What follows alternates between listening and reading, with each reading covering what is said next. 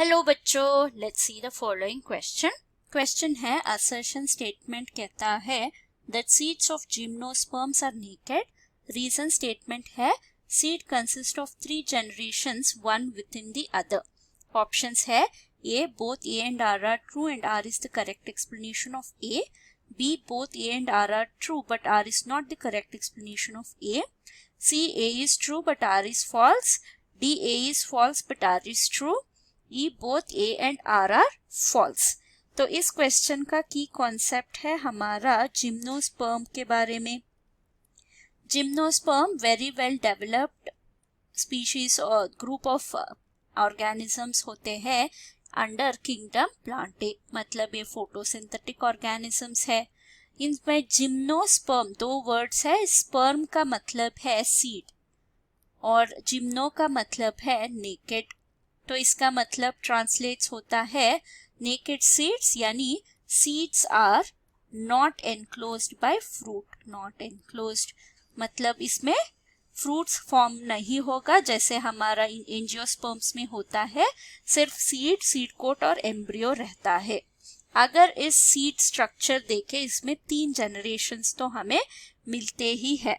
तो अगर seed of gymnosperm देखें, जिम्नोस्पर्म का सीड, तो पहला तो है हमारा जो पैरेंटल जनरेशन का स्ट्रक्चर, वो है डिप्लॉयड कंडीशन का स्ट्रक्चर होता है जो स्पोरोफिटिक जनरेशन को डिपिक्ट करता है। Sporophyte which will be represented by seed coat, यानी टेस्टा, टेगमेन और पेरिस्पर्म। ये सारा जो है वो पेरेंटल स्पोरोफाइट से ओरिजिनेट हुआ स्ट्रक्चर है।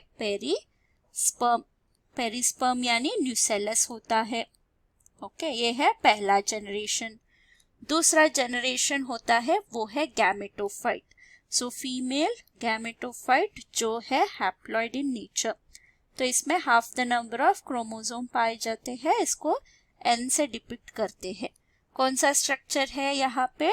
एंडोस्पर्म जो है, जो न्यूट्रिशन देता है जाइगोट और एम्ब्रियो को, वो फीमेल गैमेटोफाइट को रिप्रेजेंट करता है। थर्ड है हमारा जो ऑफस्प्रिंग का जनरेशन है, फ्यूचर स्पोरोफिटिक जनरेशन, जो फिर से डिप्लॉयड होता है।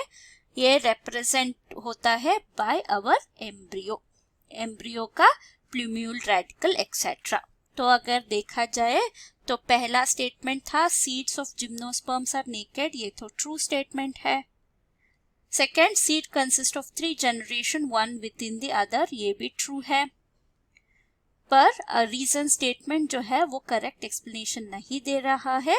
तो हमारा आंसर है ऑप्शन बी, जो कहता है both A and R are true but R is not the correct explanation of A. Hope you have understood the concept. Thank you and all the best.